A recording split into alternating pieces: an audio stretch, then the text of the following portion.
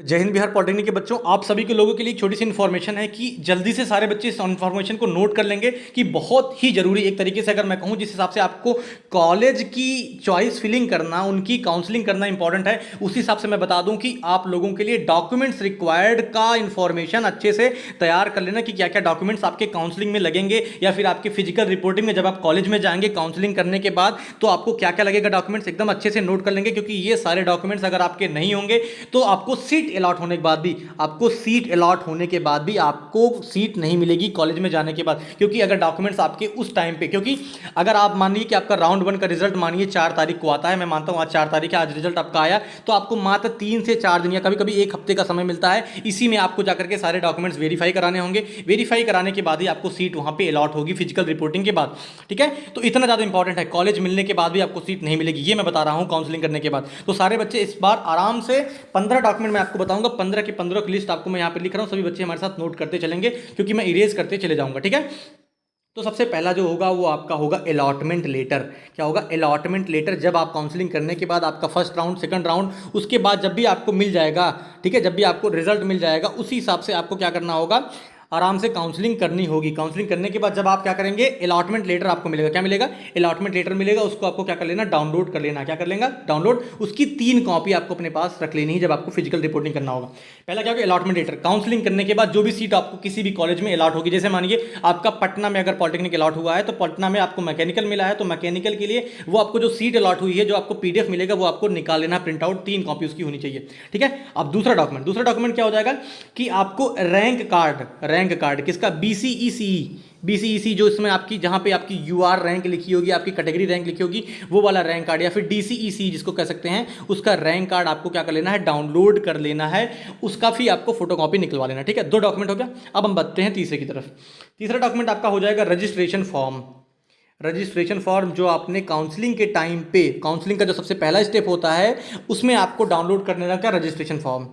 Registration form download करके इसका भी प्रिंट आउट निकलवा लेना। फिर उसके बाद चौथा डॉक्यूमेंट क्या हो जाएगा, आपका एडमिट कार्ड, जो आप लोग एंट्रेंस एग्जाम देने के पहले डाउनलोड करे होंगे। क्या? Admit card. सारे का हार्ड कॉपी होनी चाहिए, मतलब उसका फोटो स्टेट आपको निकलवा लेना है, उसकी फोटो कॉपी निकलवा लेनी है। फिर है उसके बाद पांचवा डॉक्यूमेंट क्या हो जाएगा आपका? पांचवा डॉक्यूमेंट आपका हो जाएगा 10th की मार्कशीट या फिर सर्टिफिकेट। क्या हो जाएगा? 10th की मार्कशीट या फिर सर्टिफिकेट। इसको मार्कशीट भी कह सकते हैं, इसको सर्टिफिकेट, कहीं कहीं पे सर्टिफिकेट भी मिल जाता है साथ में, नहीं तो मार्कशीट आपके पास होगा, उसका आपको फोटो कॉपी ले लेना है, वो भी आपको अटेस्ट कर लेना है, मतलब वहाँ पे आपका सिग्नेचर होना चाहिए। अब इसके साथ में आप नोट कर सकते हैं, एक होता है माइग्रेशन सर्टिफिकेट, और एक होता है आपका ट्रांसफर सर्टिफिकेट, टीसी जिसको हम लोग क्या कहते हैं, इसको हम कहते हैं टीसी। आपका होता है एक टीसी और एक होता है माइग्रेशन सर्टिफिकेट। और अगर आप साथ में लिखना चाहें, यहाँ पे एक होता है आपका सर्टिफिकेट, माइग्रेशन सर्टिफिकेट और टीसी, इसको कहते हैं हम लोग ट्रांसफर सर्टिफिकेट। क्या कहते हैं? Transfer certificate. सारे बच्चे इसको नोट कर लेंगे। क्या बता दिया मैंने बता दिया आपको कि आपका 10th का मार्कशीट होना चाहिए, आपका माइग्रेशन सर्टिफिकेट होना चाहिए और आपका टीसी होना चाहिए। ठीक है, अब हम बात करते हैं इसके, आप बात करते हैं हम 6वें नंबर डॉक्यूमेंट की। 6वां नंबर डॉक्यूमेंट क्या हो जाएगा? 6वां नंबर डॉक्यूमेंट हो जाएगा आपका, 6वां नंबर डॉक्यूमेंट हो जाएगा आपका इनकम सर्टिफिकेट। Income certificate. अब यहाँ पे मैं आपको बता दूं कि जो आपका इनकम सर्टिफिकेट होगा, वहां पे आप अपने पापा का बनवा भी सकते हैं, आप अपना भी बनवा सकते हैं, कोई दिक्कत नहीं, आप अपने पेरेंट्स का बनवा लीजिए, अपना बनवा लीजिए। लेकिन इन्फॉर्मेशन वो ये है कि आपका जो डॉक्यूमेंट बनेगा इनकम सर्टिफिकेट, वो आपका 1 अप्रैल 2024 के बाद का होना चाहिए, क्योंकि मैंने बहुत सारे बच्चों का ऐसा देखा है कि 1 अप्रैल 2024 के बाद नहीं होगा तो वो रिजेक्ट हो जाएगा काउंसलिंग कराने इसके टाइम पे, फिजिकल रिपोर्टिंग के टाइम पे। इनकम सर्टिफिकेट हो गया। फिर उसके बाद आप 7वां डॉक्यूमेंट लिखिए, आपको लिखना होगा caste certificate. Caste certificate, caste certificate मतलब हो गया जाति प्रमाण पत्र। इसके पहले मैंने बताया आय प्रमाण पत्र, ये हो गया आपका जाति प्रमाण पत्र। इसमें आपको क्या बनवा लेना है? ईबीसी। ओबीसी वाले बच्चे ईबीसी वाला सर्टिफिकेट बनवा लेंगे। आपको स्टेट का और आपको सेंटर दोनों का बनवा लेना है, बच्चे बहुत कंफ्यूज रहते हैं, स्टेट का और सेंटर दोनों का बनवा लेना है। ईबीसी, ईडब्ल्यूएस सर्टिफिकेट और एससी और एसटी, सारे बच्चे अपना कास्ट सर्टिफिकेट यहाँ पे बनवा लेंगे। ठीक है, कास्ट सर्टिफिकेट आपको बनवा लें, जिसको हम लोग क्या कहते हैं, कैटेगरी सर्टिफिकेट कहते हैं, या फिर कास्ट सर्टिफिकेट भी इसको हम कहते हैं। ठीक है, और मैंने उसके बाद आपका हो गया ये 8वां डॉक्यूमेंट, जिसको हम लोग कहते हैं करेक्टर सर्टिफिकेट। ये भी आपको क्लास 10th में जहां आपने करा है वहां पे आपको मिल जाएगा आपका चरित्र प्रमाण पत्र। क्या कहेंगे इसको? हम कहेंगे करेक्टर सर्टिफिकेट। ठीक है, सारे बच्चे, मैं बोल भी रहा हूं, लिखने में थोड़ी सी दिक्कत हो रही है, लेकिन आप लोग इसको नोट करते जाएंगे। करेक्टर सर्टिफिकेट, चरित्र प्रमाण पत्र, आपका करेक्टर सर्टिफिकेट हो गया, इनकम सर्टिफिकेट हो गया, कास्ट सर्टिफिकेट हो गया। अब मैं बात करता हूं यहाँ पे आपके 90 वाले डॉक्यूमेंट को, जिसको हम लोग कहते हैं आपका निवास प्रमाण पत्र, क्या कहते हैं, निवास प्रमाण पत्र या फिर डोमिसाइल सर्टिफिकेट, ये सारे डॉक्यूमेंट्स आपके 1 अप्रैल 2024 के बाद के होंगे। 1 अप्रैल 2024, क्योंकि आपका जो वित्तीय वर्ष चलता है, फाइनेंशियल ईयर चलता है, वो आपका 1 अप्रैल से ही चलता है। इसलिए सारे डॉक्यूमेंट्स अब बता देता हूँ मैं कौन कौन से डॉक्यूमेंट्स आपके होने चाहिए 1 अप्रैल के बाद।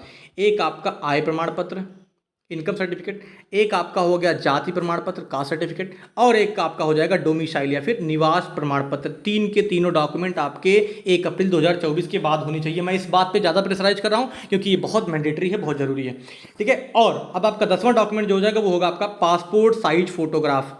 पासपोर्ट साइज फोटोग्राफ आप लोगों को कम से कम 15-20 कॉपी बनवा लीजिएगा, ठीक है। ये आपका फोटो आपके पास होना चाहिए पासपोर्ट साइज में, ठीक है। अच्छे से क्वालिटी में बनवा लीजिए, क्योंकि ये सारी जो क्वालिटी आप वहाँ पे लगाएंगे वही आपका मार्कशीट में भी आपके पास रह जाएगा। उसके बाद अभी 11वां डॉक्यूमेंट जो बच्चे नहीं परिचित होते मैं बता दूं, वो आपका होगा क्या, मेडिकल सर्टिफिकेट। क्या होगा, मेडिकल सर्टिफिकेट, मेडिकल सर्टिफिकेट, स्वास्थ्य प्रमाण पत्र, जिसको कहते हैं मेडिकल सर्टिफिकेट। ये आप बनवा लेंगे किसी भी ऑथराइज डॉक्टर से, जो आपका एमबीबीएस हो, या फिर आप जाकर के सरकारी अस्पताल पे भी बनवा सकते हैं, चाहे वो सदर का अस्पताल हो चाहे जिला अस्पताल हो, वहां पर जाकर के आप बनवा लेंगे अच्छे से, जो सर्टिफिकेट इशू करता हो।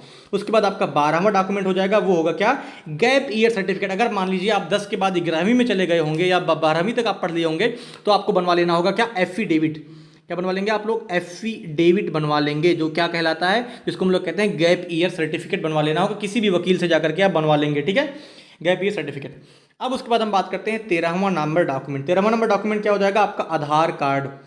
आधार कार्ड आप ओरिजिनल अपने पास रख लेंगे और उसके बाद उसका फोटो कॉपी निकलवा लेंगे, कम से कम 4 से 5 कॉपी निकलवा लेंगे आधार कार्ड, ठीक है। उसके बाद 14वां नंबर डॉक्यूमेंट जो हो जाएगा, एक होता है बायोमेट्रिक स्लिप। क्या होती है, बायोमेट्रिक स्लिप होती है, 14वां डॉक्यूमेंट हो गया। और उसके बाद आपका 15वां डॉक्यूमेंट क्या हो जाएगा, 15वां डॉक्यूमेंट हो जाएगा आपका चेकलिस्ट। क्या हो जाएगा, चेक लिस्ट हो जाएगा। ये टोटल आपके हो गए 15 डॉक्यूमेंट, 15 के 15 आपके हाथ में होनी चाहिए। सभी अगर आपने अच्छे से बनवा लिया तो आप ये जान लीजिए कि आपको डॉक्यूमेंट से लेकर के कोई भी परेशानी नहीं होने वाली, और आपका काउंसलिंग फिजिकल रिपोर्टिंग में अच्छे से हो जाएगा, क्योंकि कॉलेज अलॉट होने के बाद आप बिल्कुल पछताएंगे कि मेरे पास ये डॉक्यूमेंट नहीं है, ठीक है। क्योंकि अगर आप वहाँ से अपने घर से वहाँ उतना दूर जाएंगे, फिर आप नहीं बनवा पाएंगे, फिर आपको आना होगा और उसी 2-3 दिन के अंदर आपको फिर से बनवा करके जाना होगा, तो ये सारी चीज़ें असंभव होती हैं। क्योंकि आपका जो आय प्रमाण पत्र है, आपका जो जात प्रमाण पत्र है, आपका निवास प्रमाण पत्र है, ये तीनों आपका 1 अप्रैल 2024 के बाद होता है। इसीलिए मैं कहूँगा कि जैसे ही आपको ये वीडियो मिलेगा तुरंत के तुरंत आपको इस जाकर के डॉक्यूमेंट्स को बनवा लेना है, ठीक है। अगर आप लोग को यहाँ तक की इन्फॉर्मेशन अच्छी लगी हो तो एक बार वीडियो को लाइक करेंगे, और अगर आप चैनल पर नए हैं तो दोस्तों चैनल को सब्सक्राइब करेंगे। धन्यवाद दोस्तों, बाय बाय।